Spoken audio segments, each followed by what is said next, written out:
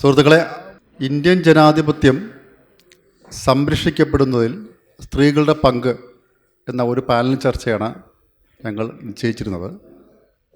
നേരത്തെ അനു മോഹൻ പറഞ്ഞതുപോലെ നമ്മുടെ സമൂഹത്തിൽ ഈ രാഷ്ട്രീയ അടിമകൾ കൂടുന്നത് കൊണ്ട് ചർച്ചകൾക്ക് വലിയ പ്രാധാന്യം ഇല്ലാതായിക്കൊണ്ടിരിക്കുകയാണ്. നമ്മുടെ സംഭാഷണത്തിന് വേണ്ടി ഇത് എത്തിച്ചേർന്നത് ഡോക്ടർ കെ ബീന, ശാസ്ത്ര സാഹിത്യ പരിഷത്തിൻ്റെ സ്ത്രീപക്ഷ പ്രവർത്തകയാണ്. അദ്ദേഹത്തെ ഇതിലെ ഈ ചർച്ചയിലേക്ക് അല്ലെങ്കിൽ ഈ സംഭാഷണത്തിലേക്ക് സ്വാഗതം ചെയ്യുന്നു. നമ്മുടെ മനുഷ്യൻ്റെ ഉൽപ്പത്തിക്കാലം പരിശോധിച്ച് നോക്കുകയാണെങ്കിൽ, ഒരു ആമുഖമാണ്, ഉൽപ്പത്തിക്കാലം പരിശോധിച്ച് നോക്കുകയാണെങ്കിൽ, പ്രത്യേകിച്ച് ഇന്നത്തെ മനുഷ്യ സമൂഹം, ഹോമോ സാപ്പിയൻസ് എന്ന മനുഷ്യ സമൂഹം പരിശോധിച്ച് നോക്കുകയാണെങ്കിൽ, അവിടെ ആരംഭഘട്ടത്തിൽ കൃഷിയുടെ കാലഘട്ടത്തിലേക്ക് തുല്യമായ പദവികളാണ് ലഭിച്ചിരുന്നത് അറിയാൻ പറ്റും. സ്ത്രീകളെ സംബന്ധിച്ചോളം അവർ ഏറ്റവും കൂടുതൽ ഉള്ളിലേക്ക് വലിയുന്നൊരു സംഭവം എന്ന് വെച്ചാൽ പ്രസവം ആണ്. ഒരു കുഞ്ഞിനെ പ്രസവിക്കുക അല്ലെങ്കിൽ കുഞ്ഞിനെ ഗർഭം ധരിച്ചാൽ പ്രസവിച്ച് അതിനെ പരിപാലിക്കാൻ കുറഞ്ഞത് 5 വർഷം വേണ്ടി വരും, മുലയൂട്ടുന്നതുൾപ്പെടെ. അപ്പം അവർ അതിന് കൂടുതൽ സമയം ചെലവഴിക്കും. അങ്ങനെ ആ കാലഘട്ടത്തിലൂടെ കഴിഞ്ഞു പോകുമ്പോഴാണ് വേട്ടയാടാനും മറ്റുമൊക്കെ പുരുഷനാണ് മുൻകൈ എടുക്കുകയും വേട്ടയാടലിൻ്റെ ഫലമായി പുരുഷന് വളരെയധികം മസിലുകൾ ഉണ്ടാവുകയും ബലം ഉണ്ടാവുകയും ചെയ്യുമെന്ന് പരിണാമശാസ്ത്രങ്ങൾ പറയുന്നുണ്ട്. നമ്മുടെ കാലഘട്ടത്തിൽ സാമ്രാജ്യത്വം, രാജാധിപത്യം,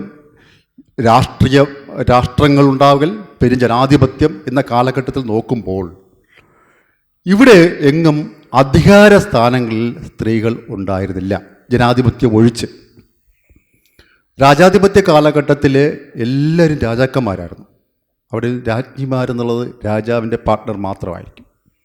ഭരണ നിർവഹണത്തിൽ അവർ പങ്കില്ലായിരുന്നു എന്ന് മനസ്സിലാക്കാം. ഇവൻ ജനാധിപത്യ പ്രക്രിയയിൽ വന്നപ്പോൾ മാത്രമാണ്, പ്രത്യേകിച്ച് നമ്മുടെ ചുറ്റുപാടുമുള്ള നമ്മുടെ ചുറ്റുപാട്, പ്രത്യേകിച്ച് ഏഷ്യൻ രാഷ്ട്രങ്ങളിലേക്ക് വന്നപ്പോൾ നോക്കിയപ്പോഴാണ് അവിടെ സ്ത്രീകളുടെ പ്രാതിനിധ്യം ഉണ്ടായിരുന്നു എങ്കിലും അത് ഒരു പ്രമുഖ പുരുഷ രാഷ്ട്രീയത്തിൻ്റെ പിൻഗാമികളായിരിക്കും. നമുക്കിവിടെ നോക്കുകയാണെങ്കിൽ ഇവിടെ ഇന്ദിരാഗാന്ധി നമ്മുടെ കാലഘട്ടത്തിൽ ഒരു ക്രമീകരണത്തിൽ ഉണ്ടായിരുന്നു. പക്ഷേ മഹാനായ രാഷ്ട്രീയക്കാരനായ ജവഹർലാൽ നെഹ്റുവിൻ്റെ പുത്രിയായിരുന്നു. തൊട്ടടുത്ത് വേനസ്വർ ഭൂട്ടോ, ബംഗ്ലാദേശിൽ ഹസീന, ശ്രീലങ്കയിൽ ഉണ്ടായിരുന്നത്, ഇതെല്ലാം ഒരു പുരുഷ രാഷ്ട്രീയക്കാരൻ്റെ പിൻഗാമിയായിട്ട് മനസ്സിലാക്കാൻ പറ്റും. ഇന്ത്യയിലെ നോക്കുകയാണെങ്കിൽ, സംസ്ഥാനങ്ങൾ നോക്കുകയാണെങ്കിൽ അങ്ങനെ അല്ലാതെ പോകുന്നുണ്ട് ആൾക്കാർ വന്നിട്ടുണ്ട്. പ്രത്യേകിച്ച് നേരത്തെ പറഞ്ഞ മായാവതി. ഇപ്പം ഇന്ത്യയിലെ ഒരു സംസ്ഥാനത്ത് മാത്രമേ വനിതാ മുഖ്യമന്ത്രിയുള്ളൂ. കേരളത്തിൽ വനിതാ മുഖ്യമന്ത്രി വരാൻ തൊട്ടടുത്തുന്നപ്പോൾ പോലും തട്ടിക്കളഞ്ഞ കാലഘട്ടം ഉണ്ടായിരുന്നു. ഇങ്ങനെ നമ്മുടെ രാഷ്ട്രീയത്തിൽ, പ്രത്യേകിച്ച് നമ്മുടെ ജനാധിപത്യ രാഷ്ട്രീയത്തിൽ സ്ത്രീകളെ അകറ്റി നിർത്തുന്നതാണോ അതോ അവർ സ്വയം പിന്മാറുന്നതാണോ എന്നൊക്കെ പലരും ചർച്ച ചെയ്യപ്പെട്ടിട്ടുണ്ട്. പക്ഷേ നമ്മൾ നോക്കുകയാണെങ്കിൽ രാഷ്ട്രീയ പാർട്ടികളുടെ നേതൃത്വം ഉൾപ്പെടെ തന്നെ സ്ത്രീകളുടെ പ്രാതിനിധ്യം കുറവാണെന്ന് മനസ്സിലാക്കാൻ പറ്റും. ഈ സാഹചര്യത്തിലുള്ള ഇന്ത്യൻ ജനാധിപത്യത്തിൽ ഈ സ്ത്രീകളുടെ പങ്ക്, നമുക്ക് അവരെ സംരക്ഷിക്കുന്നതിൽ സ്ത്രീകൾക്ക് പങ്ക് വളരെ പ്രധാനമാണ്. ഇന്ത്യൻ ജനാധിപത്യത്തിൽ, ഇന്ത്യൻ രാജ്യത്ത് തന്നെ പകുതിയോളം ജനസംഖ്യയിൽ സ്ത്രീകളാണ്. ആ സാഹചര്യത്തിലാണ് ജനാധിപത്യം ചർച്ച ചെയ്യുന്ന ഈ കാലഘട്ടത്തിൽ നമുക്ക് ഇപ്പോൾ ഈ അടുത്ത കാലത്താണ് റിസർവേഷനൊക്കെ വന്നത്. റിസർവേഷൻ ഇല്ലാത്ത ഒരു കാലഘട്ടത്തിൽ, അതായത് തദ്ദേശ സ്വയംഭരണ സ്ഥാപനങ്ങളിൽ റിസർവേഷൻ ഇല്ലാത്ത കാലഘട്ടത്തിൽ ചരിത്രം അറിയാൻ നോക്കണം. ഏതെങ്കിലും പഞ്ചായത്ത് വനിതാ പ്രസിഡൻ്റ് ആയിട്ടുണ്ടോ? ചരിത്രം പരിശോധിച്ചാൽ ഇപ്പോൾ നമുക്ക് പഠിക്കുമ്പോൾ ആയിട്ടില്ല എന്നാണ് ഉത്തരം കിട്ടുന്നത്. ഈ കാലഘട്ടത്തിൽ ഈ സംരക്ഷിക്കുന്നതിനുള്ള ഒരു സ്ത്രീകളുടെ ജനാധിപത്യം സംരക്ഷിക്കുന്ന സ്ത്രീകളുടെ പങ്ക് വളരെ പ്രധാനമാണ്. അതാണ് സംഭാഷണം തുറന്നു കുറിക്കുന്നത്.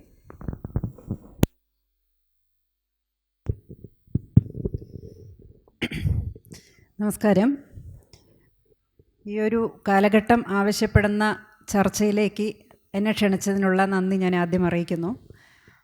ഇവിടെ തന്നെ നോക്കിയാൽ ഒറ്റ സ്ത്രീയാണ് കേൾവിക്കാരിയായിട്ടുള്ളത്. ഇത്രയും പേരിൽ ഒരു സ്ത്രീയാണ് കേൾവിക്കാരിയായി മുന്നിലിരിക്കുന്നത്. ഒരു കൂലങ്കഷമായൊരു ചർച്ച വെള്ളനാട് പോലെ ഒരു പ്രദേശത്ത് നടക്കുമ്പോൾ എന്തുകൊണ്ട് എന്ന് നമ്മൾ ഒന്ന് ഉറക്കെ ചിന്തിക്കേണ്ട കാലം അതിക്രമിച്ചിരിക്കുന്നു. ഒരാളെങ്കിലും ഉണ്ടല്ലോ എന്ന് ആശ്വസിക്കുകയും ചെയ്യാം എന്നും കൂടെ ഇതിന് തൊട്ട് മുമ്പ് നടത്തിയ അവതരണത്തിൽ നിന്ന് നമുക്ക് ബോധ്യമാവും. കേരളത്തിൽ ഒരു സ്ത്രീയെങ്കിലും ഈ ഒരു വൈകുന്നേരം ഇവിടെ മുന്നിൽ വന്ന് നിൽക്കുന്നുണ്ടല്ലോ എന്നുള്ളത് നമുക്ക് ആശ്വാസ്യമാണ്.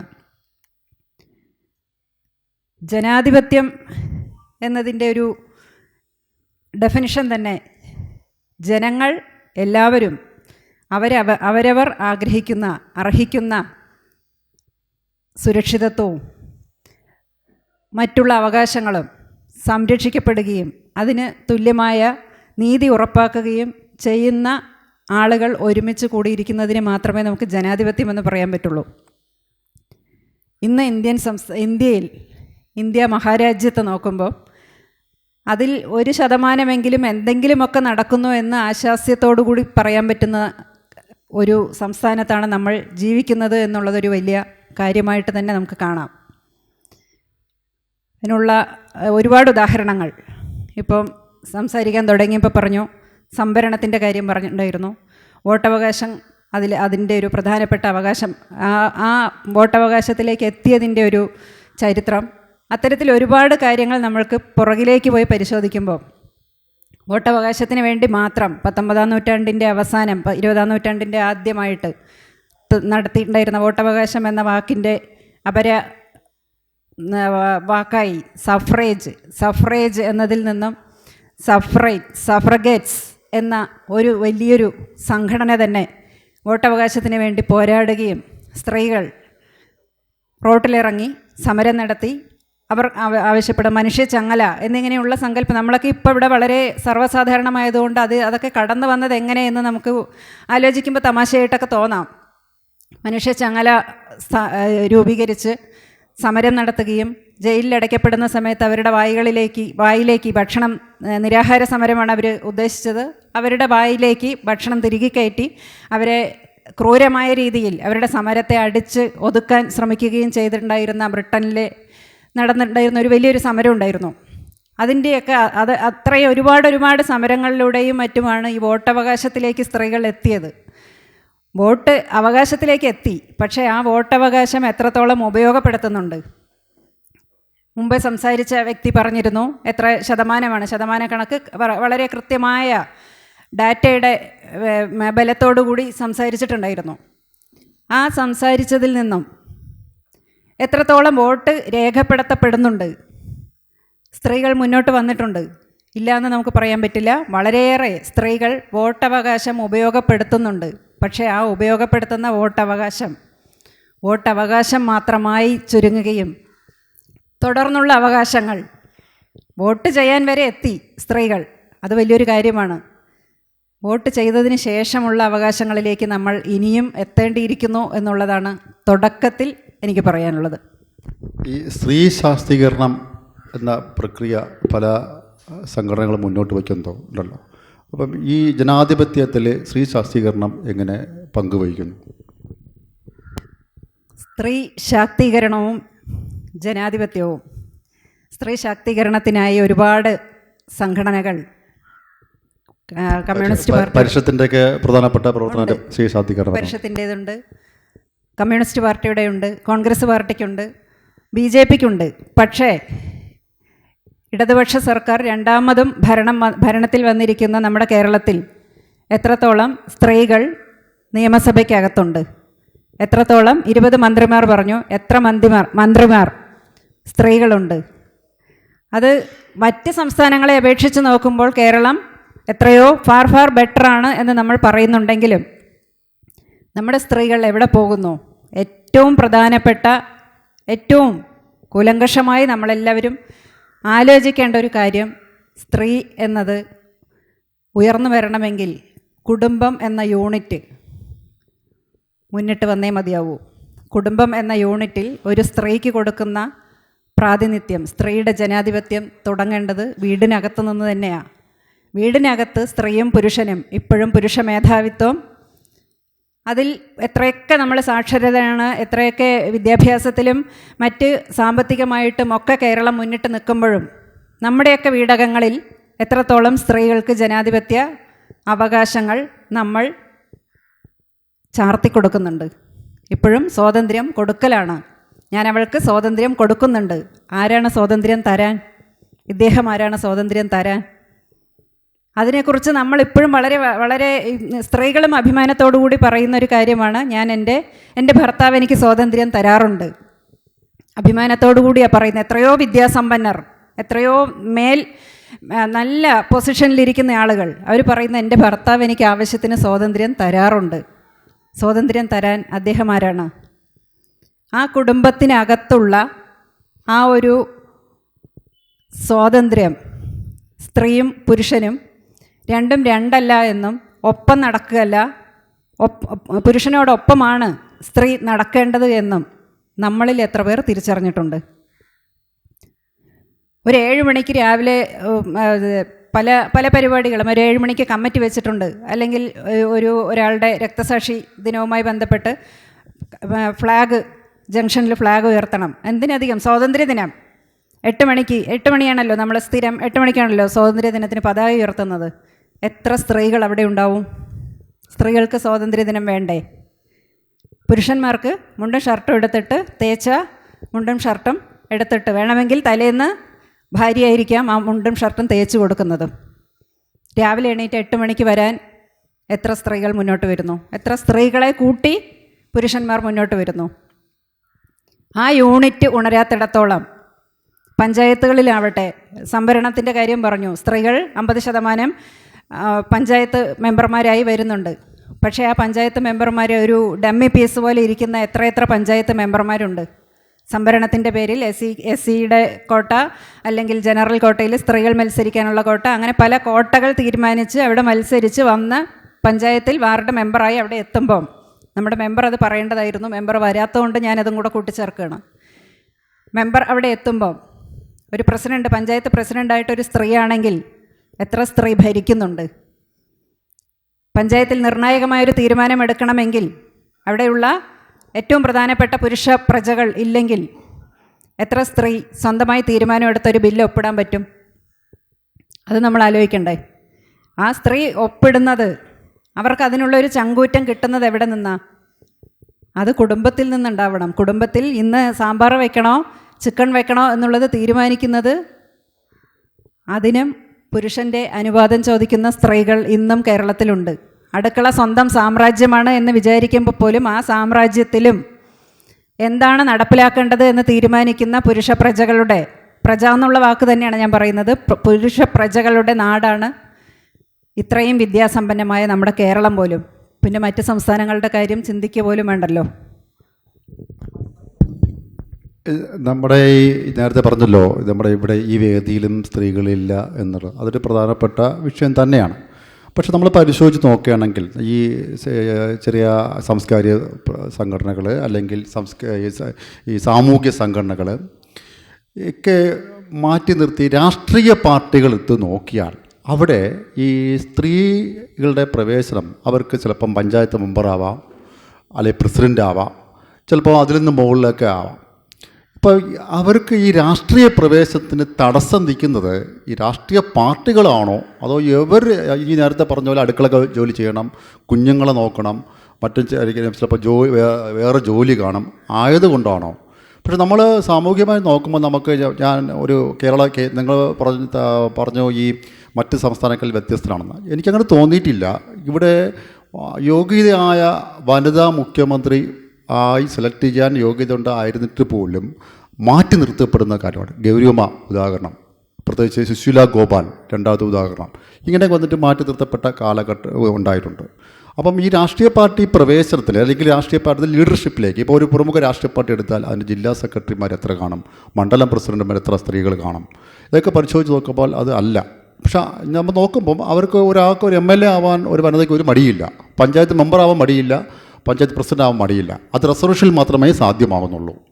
അപ്പം നമ്മൾ നോക്കുമ്പോൾ ഇത് നമ്മുടെ സംഘടിത ഗ്രൂപ്പുകൾ, പ്രത്യേകിച്ച് അധികാരത്തിലേറുന്ന സംഘടിത ഗ്രൂപ്പുകൾ ഈ സ്ത്രീകളെ മാറ്റി നിർത്തുന്നില്ലേ എന്നൊരു സംശയം ഉണ്ട്. സംശയമല്ല, അത് 100% സത്യമാണ്. അതിൽ യാതൊരു ഖേദവുമില്ലാതെ തന്നെ പറയാം, അത് സത്യം തന്നെയാണ്. മാറ്റി നിർത്തുന്നു. അത് ഉണരേണ്ടത്, ഇനിയൊരു പ്രതീക്ഷ എന്ന് പറയുന്നത് വരും ജനറേഷനിലെ കുട്ടികളിലാണ് പ്രതീക്ഷയുള്ളത്. ശരിക്കും ഈ ഒരു സംഗതി എങ്ങനെ മാറ്റിയെടുക്കാമെന്നുള്ളത്, ഇതിപ്പോൾ ഈ ഒരു ആചാരം ഇങ്ങനെ തുടരുകയേ ഉള്ളൂ നിലവിൽ. കാരണം ഒരു സ്ത്രീ ജില്ലാ പഞ്ചായത്ത് പ്രസിഡൻ്റായാൽ ആ ജില്ലാ പഞ്ചായത്ത് പ്രസിഡൻ്റാണ് ഞാൻ, അതുകൊണ്ട് രാവിലെ ഉറങ്ങി എണീറ്റ് കുളിച്ച് നേരെ ഞാൻ പഞ്ചായത്തിലേക്ക് പോകുന്നു, പഞ്ചായത്ത് ഓഫീസിലേക്ക് പോകുന്നു എന്ന് പറഞ്ഞ് എത്ര സ്ത്രീ വരും? ഉത്തരവാദിത്തം എൻ്റേതാണ്. അതായത് പുരുഷൻ പറയുന്നൊരു വാക്കുണ്ട്, നീ ചെയ്താലേ ശരിയാവുള്ളൂ, മകനെ അല്ലെങ്കിൽ മകളെ നീ നോക്കിയാലേ ശരിയാവുള്ളൂ. കുട്ടികളെ പഠിപ്പിക്കുന്നത് സ്ത്രീകൾക്ക് പ്രത്യേക കഴിവാണ്, നീ പഠിപ്പിച്ചാലേ ശരിയാവുള്ളൂ. ഇതൊരു അംഗീകാരമായി സ്ത്രീ അത് ആഘോഷിക്കുകയാണ്. ഇത് പുരുഷൻ കൈയൊഴിയാനുള്ളൊരു മാർഗമാണ് എന്ന് സ്ത്രീ അടുത്ത കാലത്തൊന്നും തിരിച്ചറിയാൻ പോകുന്നില്ല. പക്ഷേ ഭാവിയിലെ കുട്ടികൾ തിരിച്ചറിയും. ഭാവിയിലെ കുട്ടികൾ എന്ന് പറയുന്നത് അവർ സ്ത്രീ പുരുഷ വ്യത്യാസമില്ലാതെയാണ് വീടുകളിൽ വളരുന്നത്. പഴയ സ്ഥിരം നമ്മൾ കേട്ടിട്ടുള്ളതാണ്, മീൻ വറുക്കുന്ന സമയത്ത് അതിലെ ഏറ്റവും നല്ല ഭാഗം ആൺകുട്ടിക്ക് എന്നുള്ള കഥ നമ്മൾ ഒരുപാട് കാലങ്ങളായി കേട്ടിട്ടുള്ളതാണ്. പക്ഷേ ഇന്ന് ഏത് വീട്ടിലും ആൺകുട്ടിക്ക് വേറെ പെൺകുട്ടിക്ക് വേറെ മീൻ വറുത്ത് കൊടുക്കാൻ ഒരു വീട്ടിലും കുട്ടികൾ സമ്മതിക്കില്ല. അച്ഛനും അമ്മയ്ക്കും അങ്ങനെയൊക്കെ ചില താല്പര്യങ്ങളൊക്കെ ഉണ്ടാവുമായിരിക്കും, പക്ഷേ കുട്ടികൾ സമ്മതിക്കില്ല. അത്തരം കുട്ടികളുടെ ഒരു മുന്നേറ്റത്തിൽ മാത്രമേ നമുക്കിനി പ്രതീക്ഷിക്കാൻ പറ്റുള്ളൂ. അത് വളരെയധികം ശരിയാണ്. നമുക്ക് ഭാവി എന്ന് പറയുന്നത് കുട്ടികളുടെ കയ്യിലാണ്. ഈ കുട്ടികളുടെ എന്ന് പറഞ്ഞാൽ നമ്മൾക്ക് നോക്കാം, ഇന്നിപ്പം നമുക്ക് നേപ്പാൾ നടന്ന ഒരു വലിയൊരു പ്രക്ഷോഭം അത് കുട്ടികളാണ് ചെയ്തതെന്ന് മനസ്സിലാക്കാൻ പറ്റും. കുട്ടികളിൽ ഈ തുല്യത നമുക്ക് കാണാൻ കഴിയും ചെയ്യും. അത് ജനാധിപത്യത്തിൻ്റെ ഭാഗം തന്നെയാണ്. നിങ്ങൾക്ക് നമ്മളൊക്കെ കോളേജിൽ പഠിക്കുന്ന സമയത്ത് ഇങ്ങനൊരു ഇല്ല. ഇന്ന് പെൺകുട്ടിയും ആൺകുട്ടിയും ഒരുമിച്ച് നടക്കുന്നതും കൈപിടിച്ച് നടക്കുന്നതൊക്കെ ഒരു സ്വാഭാവിക രീതിയിൽ കാണാൻ കഴിയും. അവർ കാര്യങ്ങൾ കൈകാര്യം ചെയ്യുന്ന ആ രീതിയിൽ തന്നെ അതിൽ നമുക്ക് അതിൽ അഭിമാനം കൊള്ളാം എന്ന് തോന്നുന്നു. നമുക്ക് ഇനി ഓഡിയൻസിൻ്റെയും കൂടെ ചെറിയ ഇൻട്രാക്ഷനിലൂടെ നമുക്ക് കാര്യങ്ങൾ കൺക്ലൂഡ് ചെയ്ത് പോകാം എന്ന് തോന്നുന്നു. എന്നാൽ നേരത്തെ പറഞ്ഞല്ലേ, ഈ രാഷ്ട്രീയ നമ്മുടെ പഞ്ചായത്ത് രാജ് ആക്ട് വരുന്നുമ്പേ ഉള്ള അവസ്ഥയും പഞ്ചായത്ത് രാജ് വന്നതിന് ശേഷമുള്ള അനുഭവവും പിന്നെ കുടുംബശ്രീയും അതൊക്കെ വെച്ച് നോക്കുമ്പോൾ കേരളീയ സമൂഹത്തിൽ അല്ലെങ്കിൽ കേരളീയ സമൂഹത്തിൽ സ്ത്രീ മുന്നേറ്റം ഉണ്ടായെന്ന് കാണാൻ കഴിയും.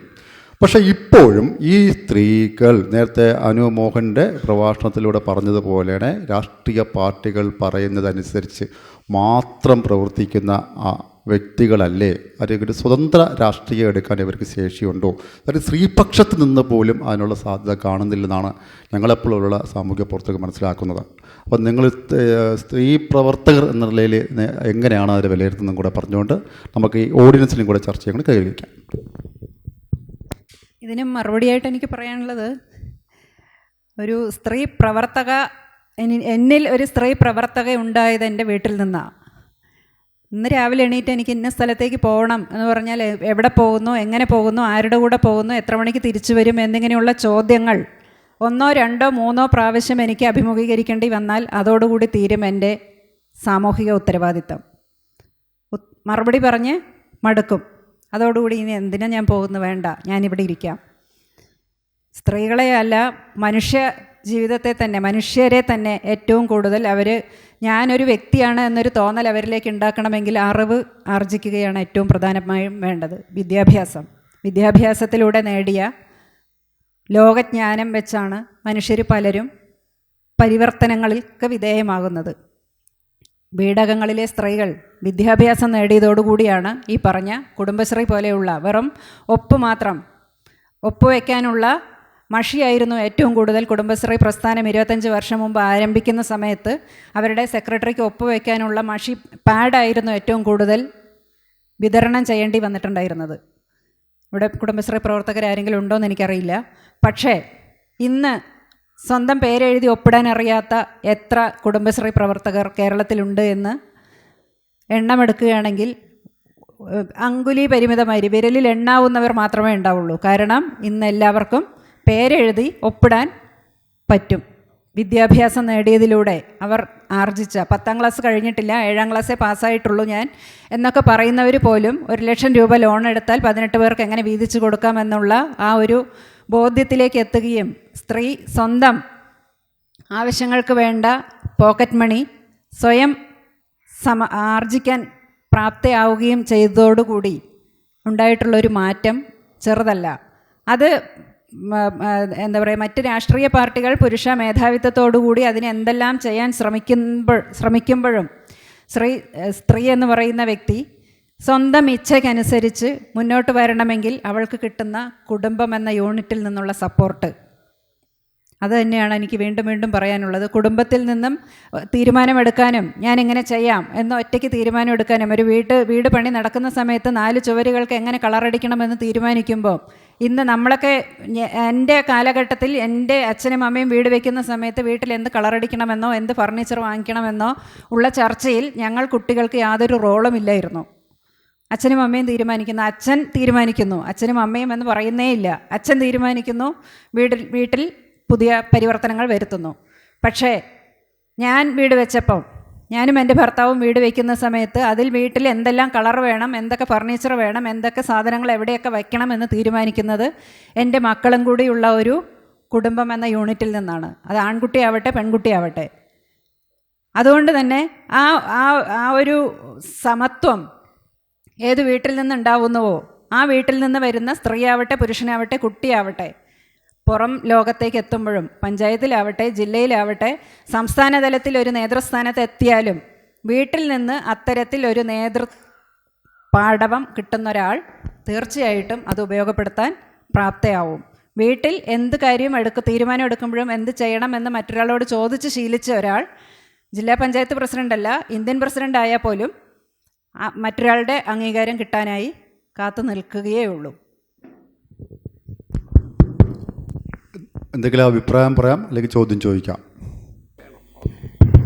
ഇതേ പ്രശ്നം പല തരത്തിൽ പല രാജ്യങ്ങളിൽ നിലവിലുണ്ട്. ഞാൻ ഞെട്ടിപ്പോയത്, നമ്മൾ പല വികസനത്തിൻ്റെ മാതൃകയായി കാണുന്ന സ്വിറ്റ്സർലൻഡിൽ അവിടെ തുല്യവേതനം, ഞാൻ മൾട്ടിനാഷണൽ കമ്പനികളുടെ കാര്യമാണ് പറയുന്നത്, തുല്യവേതനം കൊടുക്കുന്ന കമ്പനികളെ പ്രത്യേകം നോട്ട് ചെയ്യാറുണ്ട്. എന്ന് പറഞ്ഞാൽ ഞങ്ങൾ സ്ത്രീകൾക്കും പുരുഷന്മാർക്കും, ചെറിയ പോസ്റ്റല്ല, സയൻറ്റിസ്റ്റ് പോലുള്ള പോസ്റ്റിൽ പോലും സ്ത്രീകൾക്കും പുരുഷന്മാർക്കും തുല്യ വേതനമാണ് കൊടുക്കുന്നത് എന്ന് സൂചിപ്പിക്കുന്ന തരത്തിലാണ് സ്വിറ്റ്സർലൻഡിൽ പോലും എന്ന് പറയുന്നത് ചിലപ്പോൾ ഇനിയും ഡെമോക്രാറ്റിക് ഡിസ്കഷനിൽ അത് വരും. ഇതൊരു വിഷയമാണ്. ഇവിടെയാണ് ഐസ്ലാൻഡിൽ നോക്കൂ, ഞാൻ പലപ്പോഴും ആലോചിച്ചിട്ടുണ്ട്, ഞാൻ സ്ത്രീ ആയിരുന്നെങ്കിൽ ആ നിമിഷം ആത്മഹത്യ ചെയ്യുമായിരുന്നു എന്ന്. സ്ത്രീയായി എനിക്ക് ജീവിക്കാൻ ഒരു യോഗ്യതയില്ല. ഈ ഇട്ടിരിക്കുന്ന ഉടുപ്പിൻ്റെ വടിവ് അത് എൻ്റെ വീട്ടിൽ നിന്ന് ഉണ്ടാക്കി തന്നുകൊണ്ടുള്ള വടിവ്, ഇല്ലെങ്കിൽ എനിക്ക് വടിവില്ലാതെ ജീവിക്കാം. അപ്പം ഞാൻ എപ്പോഴും ആലോചിക്കുന്നതാണ്, സ്ത്രീ ആയിരുന്നെങ്കിൽ ഞാൻ ആ നിമിഷം ആത്മഹത്യ ചെയ്യാതെ മാർഗ്ഗമില്ല. കാര്യം ഞാനിപ്പോൾ ഒരു 3-4 കേസുകൾ, പുതിയ തലമുറയിലെ പെൺകുട്ടികളുടെ വിവാഹമോചനവുമായി ബന്ധപ്പെട്ടുള്ള കേസുകൾ എൻ്റെ മുന്നിൽ, നമ്മൾ നടത്തിയ ചില വിവാഹങ്ങളാണ്. ഇതൊക്കെ കേട്ടാൽ ഈ ലോകത്തും എത്ര സത്യസന്ധരായിട്ടാണ്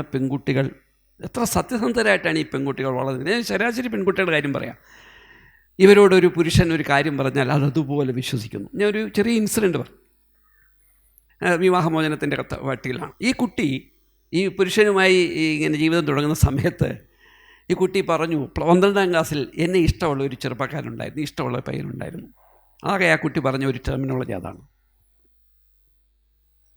എന്നാൽ ഇപ്പുറത്തെ ചെറുപ്പക്കാരൻ വളരെ മാന്യമായി സോക്കോൾഡ് ലിവിങ് ടുഗദറായി അദ്ദേഹം ബാംഗ്ലൂരിൽ ജീവിക്കുകയായിരുന്നു. ഈ കുട്ടിയെ ഈ ഒരു ടെർമിനോളജി, അങ്ങനെ ഒരു പയ്യൻ ഇഷ്ടമുണ്ടായിരുന്നുവെന്ന് ഇവളോടോ കൂട്ടുകാരോടോ എന്നോ പറഞ്ഞതാണ്. നിശേഷം ആ കുട്ടി കണ്ടിട്ട് പോലുമില്ല. ഇവിടെ മുതൽ സ്ത്രീകൾ അനുഭവിക്കാൻ നിർബന്ധിതമാകുന്ന സാമൂഹ്യ സാഹചര്യം പറഞ്ഞറിയിക്കാൻ കഴിയില്ല എല്ലാ അർത്ഥത്തിലും. ഇവിടെയാണ് ഐസ്ലാൻഡിലെ സ്ത്രീകൾ അവർ നടത്തിയ 48 hours, ഞാനിതിനെ വാർ എന്നാണ് പറയുന്നത്, യുദ്ധം. ഐസ്ലാൻഡിലെ മുഴുവൻ സ്ത്രീകളും ഒരു തീരുമാനമെടുത്തു, വി ആർ ഷട്ടിങ് ഡൗൺ, ഞങ്ങൾ അടയ്ക്കുകയാണ്, അടുക്കളകൾ അടയ്ക്കുന്നു, അടുക്കളകൾ ഞങ്ങൾ അടച്ചിടാൻ തീരുമാനിക്കുന്നു, അടുക്കളയുടെ ചുമതല വീട്ടുകാർക്ക് കൊടുക്കുന്നു, നിങ്ങൾ ഏറ്റെടുക്കേണ്ടി വരും എന്ന് പറഞ്ഞുകൊണ്ട് അവർ തെരുവിലിറങ്ങുന്നു. അവർ നടത്തിയ സമരം വളരെ ആരോഗ്യകരമായ മാറ്റം ഐസ്ലാൻഡിൽ ഉണ്ടാക്കി. അവിടെ പിന്നീടുണ്ടായ വലിയ രാഷ്ട്രീയ മുന്നേറ്റവും രാഷ്ട്രീയത്തിലെ തന്നെ സംശുദ്ധമായ പല പരീക്ഷണങ്ങൾക്കും വേദിയായി മാറാൻ ഐസ്ലാൻഡിലെ സ്ത്രീകളുടെ മുന്നേറ്റത്തിന് കഴിഞ്ഞു. അതിങ്ങനെ തന്നെ സ്ത്രീകൾ നടത്തിയ മുന്നേറ്റമാണ്, സ്ത്രീകളെ ഒരു റിമോട്ട് കൺട്രോളായി നടത്തിയ മുന്നേറ്റമല്ല. അതുപോലെയാണ് കെനിയ. ഞാൻ ഇതിനെ പോസിറ്റീവായ കാര്യമാണ് പറയുന്നത്. കെനിയ വളരെ അപകടകരമായ തകർച്ച നേരിട്ട കെനിയയിലെ മരങ്ങളിൽ വെച്ച് പിടിപ്പിക്കുക എന്നൊരു മുദ്രാവാക്യമായി ഇറങ്ങിയ കേട്ടിട്ടുണ്ടോ, വങ്കമാതയുടെ നേതൃത്വത്തിൽ വലിയ മുന്നേറ്റം ഉണ്ടാകുകയും അത് വലിയ രാഷ്ട്രീയ മുന്നേറ്റമായി മാറുകയും ചെയ്തിട്ട് ഇപ്പോൾ കെനിയ മറ്റ് ആഫ്രിക്കൻ രാജ്യങ്ങളിൽ നിന്ന് വ്യത്യസ്തമായി വളരെ പോസിറ്റീവായ രാഷ്ട്രീയ പടികൾ കയറിക്കൊണ്ടിരിക്കുന്നത് സ്ത്രീകളുടെ ഇതിലൂടെ. പക്ഷേ ഞാൻ കാണുന്ന വളരെ അപകടകരമായൊരു കാര്യം, മറ്റൊരു ഉദാഹരണം കൂടി പറയട്ടെ, നെഗറ്റീവായ കാര്യം. എൻ്റെ കൂടെ ജോലി ചെയ്തുകൊണ്ടിരുന്ന അതിസമ്പന്നയായ സ്ത്രീ, അവരുടെ ഹസ്ബൻഡ് അത്ര സമ്പന്നൊന്നുമല്ല, ഇവരുടെ അത്രയും വിദ്യാഭ്യാസമില്ല. ഈ പെൺകുട്ടി വലിയ സമ്പന്നയാണ്. അയാൾക്ക് ഹാർട്ട് അറ്റാക്ക് വരുന്നു. ഞങ്ങൾ അദ്ദേഹത്തെ വിദേശത്താണ് ഒരു ആശുപത്രിയിലേക്ക് ആക്കുന്നു. ആശുപത്രിയിലാക്കുമ്പോൾ അവിടെ വലിയ തുക കെട്ടിവെക്കണം. ഈ കുട്ടിയുടെ കാശുണ്ട്. അപ്പോഴാണ് ഈ പെൺകുട്ടിക്ക് അവർക്ക് ശമ്പളം കിട്ടുന്ന ATM കാർഡിൻ്റെ പാസ്വേഡ് ഈ കുട്ടിക്ക് അറിയില്ല. ആർക്കറിയാവും? IC യൂണിറ്റിൽ കിടക്കുന്ന ഹസ്ബൻഡിന്. എന്ന് മാത്രമല്ല, ഈ കുട്ടി എന്നോട് പറഞ്ഞിട്ടുള്ളത്, കുട്ടിയല്ല എൻ്റെ പ്രായമുള്ളവരാണ് പറഞ്ഞിട്ടുള്ളത്, എനിക്ക് വല്ലപ്പോഴും എന്തെങ്കിലും ഒന്ന് കിട്ടണം എന്നുവെച്ചാൽ, മനസ്സിലായോ, കായികമായി എന്തെങ്കിലും ഒരു പ്രയോഗം എനിക്ക് കിട്ടിയാൽ എനിക്കൊരു സമാധാനം വരും. ഈ ഒരു ദുരന്തത്തിലേക്ക് ഇവരെ യഥാർത്ഥത്തിൽ ട്യൂൺ ചെയ്യിക്കുകയാണ്. ഞാൻ അവസാനിപ്പിക്കുകയാണ്, ട്യൂൺ ചെയ്യിക്കുകയാണ്. അതുകൊണ്ട് ഇതിൻ്റെ ഒരു പരിഹാരം എനിക്ക് ഈ 50% വിഷയത്തിലൊക്കെ എനിക്ക് വിയോജിപ്പുണ്ട്. രാഷ്ട്രീയ പ്രസ്ഥാനങ്ങളുടെ നേതൃത്വ നിരയിലേക്ക്, ഞാൻ അടിവരയിട്ട് പറയുന്നു, രാഷ്ട്രീയ പ്രസ്ഥാനങ്ങളുടെ നേതൃത്വ നിരയിലേക്ക് കൃത്യമായ സ്ത്രീപക്ഷ രാഷ്ട്രീയം എന്ന് പറയുന്നതാണ്, അല്ലെങ്കിൽ അതാണ് ദളിതപക്ഷ രാഷ്ട്രീയം, അതാണ് ന്യൂനപക്ഷ രാഷ്ട്രീയം. അത്തരം ആളുകൾ ബോധപൂർവമായി രാഷ്ട്രീയ പ്രസ്ഥാനങ്ങളുടെ പ്രധാന ഇടങ്ങളിലേക്ക് 50%-ലധികം സ്ത്രീകൾക്ക് കടന്നു വരാനുള്ള ബോധപൂർവമായ ഇടപെടലുകൾ ഉണ്ടാകണം. 2, ഒരു തരത്തിലുമുള്ള വിവേചനം ഇപ്പോൾ മൊത്തം വിവേചനമാണല്ലോ. സ്ത്രീകളെ സംബന്ധിച്ചിടത്തോളം ദേവാലയങ്ങളിൽ മുഴുവൻ വിവേചനമാണ്. രാഷ്ട്രീയ പ്രസ്ഥാനം ഇപ്പോൾ CPM കേരളത്തിലെ ഏറ്റവും വലിയ വിപ്ലവ പാർട്ടിയാണ്. CPMയുടെ ഒരു ജില്ലാ സെക്രട്ടറി പോലും സ്ത്രീകളില്ല. കാര്യം എന്താണ്? അപ്പോൾ അവർ വേറെ പല പ്രശ്നങ്ങൾ പറയും. അതുകൊണ്ട് ഏറ്റവും പ്രധാനം, ഇതിൻ്റെ ഏറ്റവും വലിയ വില്ലൻ ആരാണെന്ന് ചോദിച്ചാൽ നിലവിലുള്ള കുടുംബം എന്ന സങ്കല്പം. അതുകൊണ്ടാണ് പുതിയൊരു ടെർമിനോളജി വന്നിട്ടുണ്ട്, ലിവിങ് എവേ. കേട്ടിട്ടുണ്ടോ എന്നറിയില്ല. ലിവിങ് ടുഗദർ അല്ല, ലിവിങ് എവേ. രണ്ടുപേർക്ക് തമ്മിൽ ഒന്നിച്ച് ജീവിക്കും, കല്യാണം കഴിക്കുക ഒന്നിച്ച് ജീവിക്കാമല്ലോ. പക്ഷേ ഇവർ ഒന്നിച്ച് താമസിക്കത്തില്ല. എന്നും താമസിക്കുമ്പോഴാണല്ലോ പ്രശ്നം. ഒന്നിച്ച് താമസിച്ചാൽ മസിൽ കൂടുതലുള്ള ആൾക്ക് ചില പവറൊക്കെ കിട്ടുമല്ലോ. ഇവർ വല്ലപ്പോഴും ഒന്നിച്ച് താമസിക്കും, ഹസ്ബൻഡ് ആൻഡ് വൈഫാണ്. വല്ലപ്പോഴും ഒന്നിച്ച് താമസിക്കുമ്പോൾ ഇഷ്ടങ്ങൾ വരില്ല. അപ്പം ലിവിങ് എവേയിലേക്ക് ലോകം മാറുമ്പോൾ ഇപ്പോഴും നമ്മൾ ശബരിമല കയറണ്ടായോ, ആർത്തവ പേടി, ആർത്തവ കലാപം എന്നൊക്കെ പറഞ്ഞ് നടക്കുകയാണ്. അതുകൊണ്ട് അവസാനിപ്പിക്കുകയാണ്. അതുകൊണ്ട് രാഷ്ട്രീയ പ്രസ്ഥാനങ്ങളിൽ ബോധപൂർവമായി സ്ത്രീകൾക്ക് പ്രാതിനിധ്യം പ്രസ്ഥാനങ്ങളിൽ ഉണ്ടാകണം. സ്വത്തിൻ്റെ കാര്യത്തിൽ സ്ത്രീകൾക്കായിരിക്കണം മുൻതൂക്കം ലഭിക്കേണ്ടത്. എനിക്കൊന്ന് സ്വത്തിൻ്റെ മുഴുവൻ അവകാശം സ്ത്രീകൾക്ക് എഴുതി വെക്കുന്ന ഒരു രീതിയിലേക്ക് വരണം. സ്ത്രീകൾക്ക് മാത്രമേ സ്വത്തിന് അവകാശം ഉണ്ടാകാൻ പാടുള്ളൂ എന്നൊരവസ്ഥ ഉണ്ടാകണം. ഇന്ത്യയിൽ ഒരു സ്റ്റേറ്റ് ഉണ്ട്, പേര് മേഘാലയ. അവിടെ 3 ജനവിഭാഗങ്ങളാണുള്ളത്: ഖാസി, ഗാരോ, ജൈന്തിയ. അവരെക്കുറിച്ച് ആർക്കെങ്കിലും അറിയാമോ ഇവിടെ? ഈ 3 ട്രൈബ്സും മാട്രിയാർക്കൽ ട്രൈബ്സാണ്. കുഞ്ഞുങ്ങൾ, സ്വത്ത്, ഓൾ കമ്മ്യൂണിറ്റി പെണ്ണുങ്ങൾക്കുള്ളതാണ്. പെണ്ണുങ്ങൾ സ്വതന്ത്രമായിട്ടാണ് ജീവിക്കുന്നത് അവിടെ. അവരുടെ സെക്സ്വൽ ലൈഫ് വരെ സ്വതന്ത്രമാണ്. ഒരു പുരുഷൻ ഡിവോഴ്സ് ചെയ്യുകയാണെങ്കിൽ, വൈഫിനെ ഡിവോഴ്സ് ചെയ്യുകയാണെങ്കിൽ കുഞ്ഞുങ്ങൾ ഒരിക്കലും ഭർത്താവിന് കൊടുക്കുകയില്ല. സ്വത്ത് ഒരിക്കലും ആണുങ്ങളുടെ പേരിൽ കിട്ടുകയില്ല. ആണ് കല്യാണം കഴിക്കുകയാണെങ്കിൽ അവൻ ഭാര്യയുടെ വീട്ടിൽ പോയി താമസിക്കണം. ഭാര്യയുടെ വീട്ടിൽ അവനെ മിസ്ട്രീറ്റ് ചെയ്യുകയാണെങ്കിൽ അവൻ്റെ ക്ലാൻ ചോദിച്ചോളും. പിള്ളേരുടെ ടൈറ്റിൽ അമ്മയുടേതാണ്, അമ്മയാണ് തീരുമാനിക്കുന്നത്. എൻ്റെ മോളുടെ ടൈറ്റിലും അമ്മയുടേതാണ്. ഞാൻ ഈ പാനലിൽ പറഞ്ഞിടത്താണ് എനിക്ക് പറയാനുള്ളത്. അത് 1922 ആദ്യമായി 1-ാം നായർ ആക്ട് പാസ്സാകുന്നത്. എന്ന് പറഞ്ഞാൽ 1922 വരെ കേരളത്തിലെ ഒരുപക്ഷെ ട്രൈബൽ വിഭാഗം ഒഴികെയുള്ള എല്ലാ കുടുംബങ്ങളിലെയും സ്വത്ത് സ്ത്രീകൾക്കായിരുന്നു. പക്ഷേ അന്നും പുരുഷാധിപത്യം ശക്തമായിരുന്നു. കാര്യം നമ്മൾ ചർച്ച ചെയ്തൊരു വിഷയമാണ്.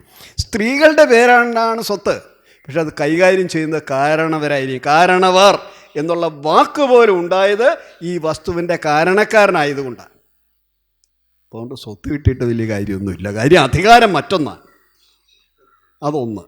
രണ്ടാമത്, ഈ അടുത്ത കാലത്ത് എന്നെ ഒരു ഇടതുപക്ഷ പ്രസ്ഥാനത്തിൻ്റെ, ഏത് പ്രസ്ഥാനം എന്നൊന്നും ചോദിക്കണ്ട, അവരുടെ ഒരു വനിതാ വിഭാഗത്തിൻ്റെ സാംസ്കാരിക സമ്മേളനം എന്നെ ഉദ്ഘാടനം ചെയ്യാൻ വേണ്ടി വന്ന് വിളിച്ചു. സംഗതി ചാങ്ങയിലാണ്, അറിയാമെന്ന് തോന്നുന്നു ജയരാജ്. അപ്പോൾ ഞാൻ പറഞ്ഞു, അത് അല്ല, സ്ത്രീകളാണ്, സാംസ്കാരിക പ്രവർത്തകരാരെങ്കിലും ആണെന്നല്ല. അല്ല, വേറെ ആരും ഇല്ല, അതുകൊണ്ട് വരണം. അപ്പോൾ ഞാൻ വിചാരിച്ചെന്തായാലും ഞാൻ മാത്രമായിരിക്കും വേദിയിലെ പുരുഷൻ, ബാക്കിയുള്ളവരാണ്. പക്ഷേ സംഭവിച്ചത് 2 സ്ത്രീകളാണ് വേദിയിലുള്ളത്. സ്വാഗതം പറയുന്ന ആളും അധ്യക്ഷയും. ബാക്കി അത്രയും പുരുഷന്മാരാണ്. ബാക്കി മുഴുവൻ നിരന്ന പുരുഷന്മാരാണ്. അപ്പോൾ ഞാൻ പറഞ്ഞു വന്നത്, ഇത് വനിതാ സംഘടനയാണ്. സംഘടനയ്ക്ക് വനിതാ അധ്യക്ഷയുണ്ട്, സെക്രട്ടറിയുണ്ട്, ബാക്കി എല്ലാ ഏർപ്പാടുകളുമുണ്ട്. പക്ഷേ വേദിയിൽ വന്നപ്പോൾ 2 സ്ത്രീകൾ. ഒരു രാഷ്ട്രീയ പ്രസ്ഥാനത്തിൻ്റെ കാര്യമാണ്, ഏതാണെന്നൊന്നും ചോദിക്കണ്ട. ഏതായാലും നമുക്ക് എല്ലാം ഒരുപോലെയാണ്. രാമനും രാവണനും ഒക്കെ നമുക്ക് ഒരുപോലെയാണ്. അപ്പോൾ അതാണ് അവസ്ഥ. പിന്നെ രണ്ടാമത് ഞാനൊരു വിഷയമായി, ഒരു വിഷയമായി അവതരിപ്പിക്കാനുള്ളത്, ഒരുപക്ഷെ ഈ കുടുംബങ്ങളിൽ ഈ സ്ത്രീകൾ അനുഭവിക്കുന്ന ചില ദുരന്തങ്ങളുണ്ട്, മാനസികമായും ശാരീരികമായും. അതിൻ്റെ പരിണിത ഫലം ഇപ്പോൾ കണ്ടുവരുന്നത്. ഞാനിപ്പോൾ രാവിലെ ഒരു മീറ്റിംഗ് കഴിഞ്ഞിട്ട് വരികയാണ്. അപ്പോൾ അതിൽ ഒരുപാട് ആളുകളുമായി സംസാരിച്ചപ്പോൾ എല്ലാം 60 ആയവരാണ്. 3-4 പേർ പറഞ്ഞത്, എൻ്റെ മകൾക്ക് വിവാഹത്തിന് താല്പര്യമില്ല, എൻ്റെ മകൾക്ക് വിവാഹത്തിന് താല്പര്യമില്ല. കാരണം അതൊരു ബേർഡനായി മാറുന്നു. വിവാഹമെന്ന് പറയുന്നതും കുടുംബമെന്ന് പറയുന്നതും ഒരു ബേർഡനായി ചിന്തിക്കാൻ ഈ ജെൻസി അറിയാമല്ലോ, 2000-ന് ശേഷം പറഞ്ഞ കുട്ടികളെയൊക്കെ ജെൻസി എന്നാണ്. ഈ ജെൻസികൾ ചിന്തിക്കാൻ തുടങ്ങിയിരിക്കുന്നു. ഇത് നമ്മുടെ സമൂഹത്തിന് ഇവിടെ കൊണ്ടെത്തിക്കും. ഇതൊരു വലിയ വിഷയമാണ്. നമ്മൾ ഭാവിയിൽ ഒരുപക്ഷെ നമ്മുടെ ജനറേഷൻ അത് വേണ്ടി വരില്ല, അടുത്ത ജനറേഷൻ ഇതെങ്ങനെ ഫേസ് ചെയ്യും എന്നുള്ളതാണ്. ഇതൊരു വലിയ പ്രശ്നമാണ്. കാര്യം ഒരു സമൂഹത്തിനെ സൃഷ്ടിക്കാനും സമൂഹത്തിനെ നിലനിർത്താനും സ്ത്രീ അവിഭാജ്യ ഘടകമാണ്, അതിലൊന്നും ആർക്കും തർക്കമില്ല. പക്ഷേ അങ്ങനൊരു തീരുമാനം സ്ത്രീകൾ എടുക്കുകയും, ഒരു പക്ഷേ 10 സ്ത്രീകൾ എടുക്കുന്നിടത്ത് 5 പുരുഷന്മാർ കൂടി വേറെ എടുത്താൽ 10, 5, 15 എന്തായിരിക്കും സ്ഥിതി? ഇതൊരു വലിയ പ്രശ്നമാണ്. ഭാവിയിൽ നമ്മൾ അഭിമുഖീകരിക്കേണ്ടി വരുന്ന വലിയൊരു പ്രശ്നമാണ്. ഇന്ന് രാവിലെയാണ് എൻ്റെ ചിന്തയിലേക്ക് അത് കടന്നു വന്നത്. 3 പുരുഷന്മാർ, 3 ആളുകൾ 60 വയസ്സ്. ഇന്ന് ആ ബാച്ചിൻ്റെ 60-ാം വയസ്സ് തികയാണ്. കാര്യം 80-ലെ ബാച്ചാണ്. അപ്പോൾ അത് വന്നപ്പോൾ അങ്ങനെ ഒരു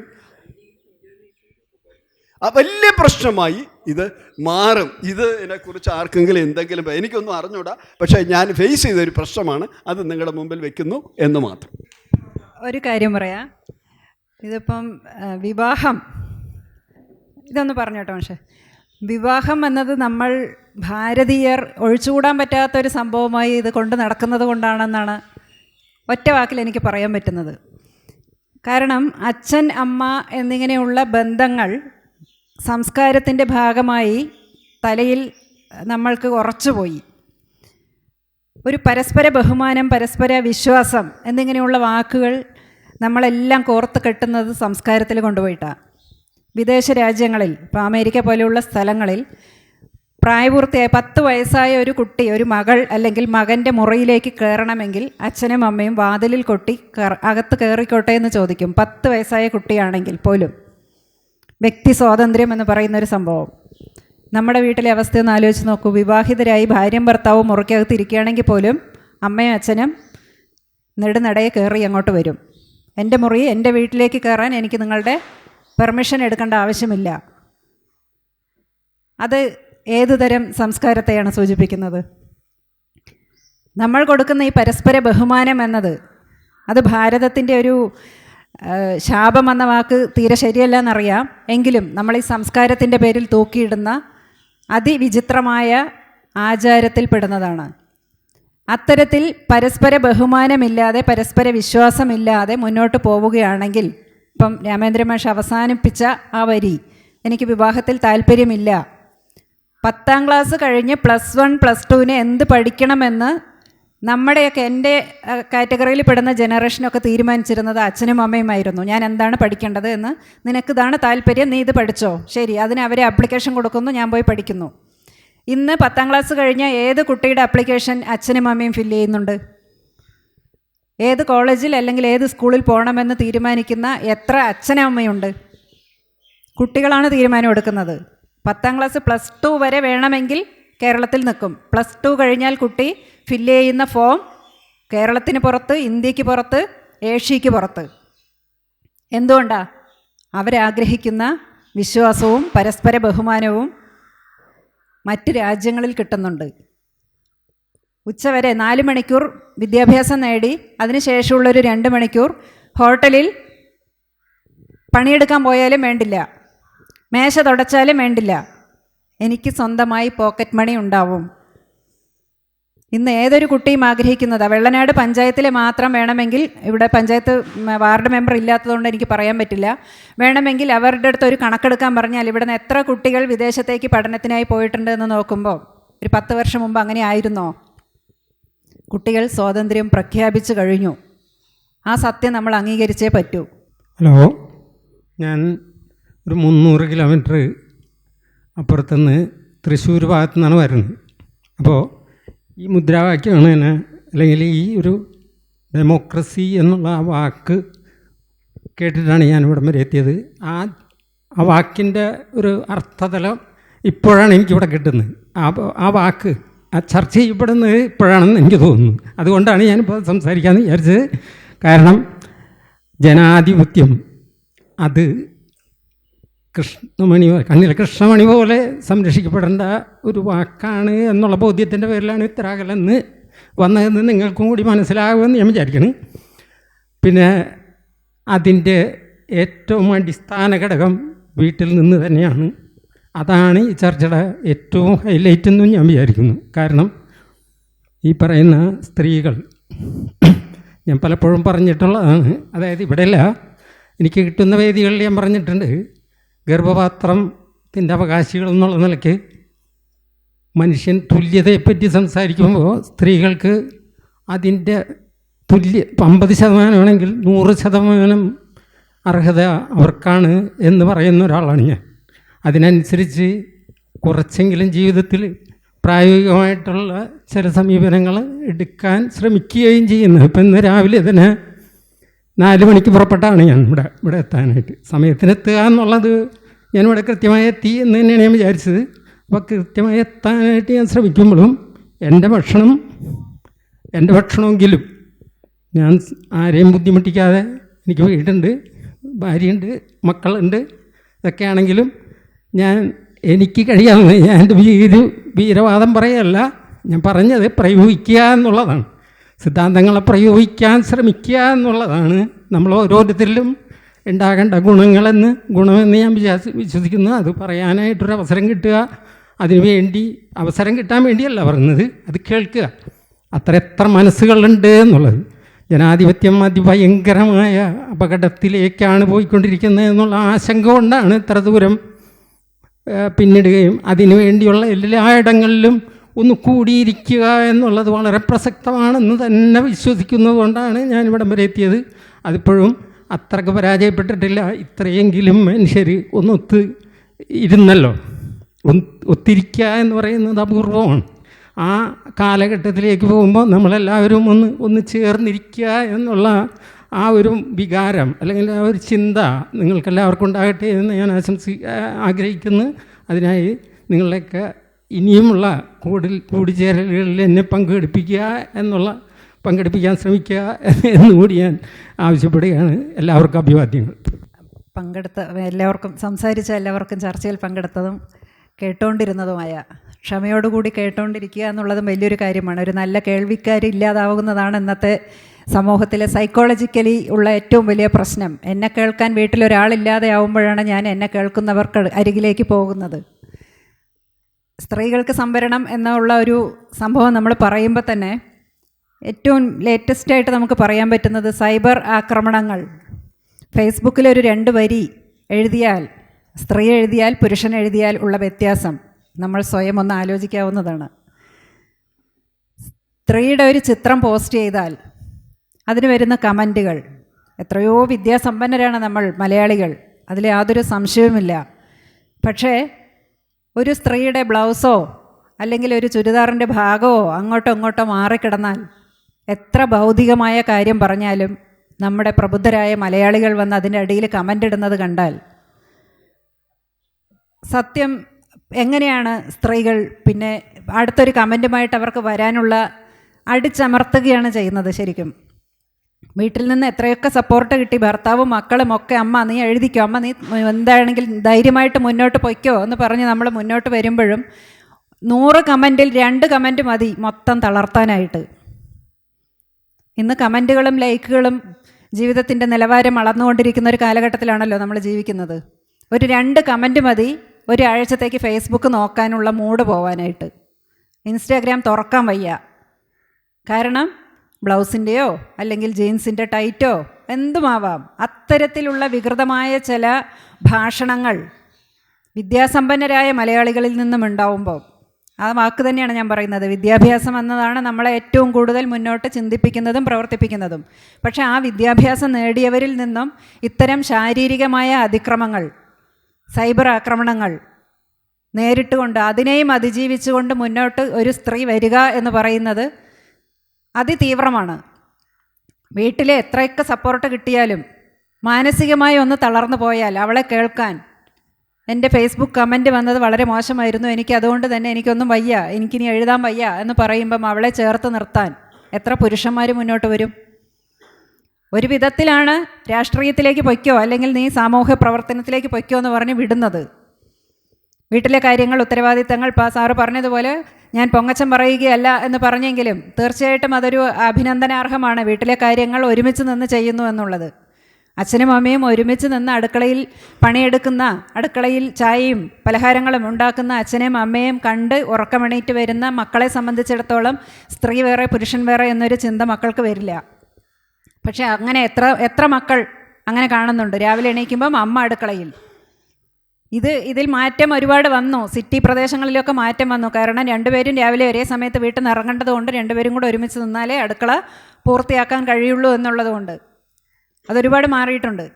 ആ മാറിയിരിക്കുമ്പോഴും അതൊക്കെ തരണം ചെയ്ത് പൊതുജനമധ്യേ എത്തുമ്പോൾ അവിടെ കിട്ടുന്ന ആക്രമണങ്ങൾ, മാനസികമായിട്ടും സൈബർ ലെവലിലും ഉള്ള ആക്രമണങ്ങളെയും കൂടെ അതിജീവിക്കേണ്ട ഒരു സ്ത്രീയാണ് ഇന്ന് ഈ ജനാധിപത്യത്തിന് മുന്നിൽ നെഞ്ചുവിരിച്ച് നിൽക്കേണ്ടത് എന്നുള്ളത് പുരുഷ സുഹൃത്തുക്കൾ ഒന്ന് ചിന്തിക്കണം എന്ന് മാത്രമാണ് ഈ ഒരു സന്ദർഭത്തിൽ, ഇങ്ങനെ ഒരു സായാഹ്നത്തിൽ, ഈ ഒരു സന്ദർഭത്തിൽ ഓർമ്മിപ്പിക്കാനുള്ളത്. അവനവൻ്റെ വീട്ടിലെ വീടകങ്ങളിലെ സ്ത്രീകൾ, വീടകങ്ങളിലെ മക്കൾ, പെൺമക്കൾ എത്രത്തോളം അവർ സ്വതന്ത്രരാണ്, സ്വതന്ത്ര ചിന്തകരാണ്, സ്വതന്ത്ര പ്രവർത്തകരാണ്. Okay, thank you. നന്ദി എല്ലാവർക്കും നന്ദി.